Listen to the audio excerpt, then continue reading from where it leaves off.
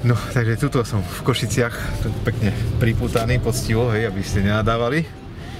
Vraciam sa, bol som vo Francúzsku, jak boli teroristické útoky v Belgicku, vrátil som sa, teraz som piatok, na Veľký piatok som cestoval na východ, dneska je sobota, cestujem naspäť a tuto dobrí ľudia sa o mňa postarali, hej, čo nám pomáhali, aj keď som po menom behal a tak ďalej.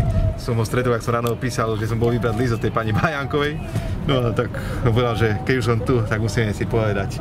Takže tak. Takže tak. Takže tak. Takže tak. Takže tak. Figelko, takže tak. Takže tak. No a kam to pôjde? To pôjde na môj YouTube. Figelko, takže tak.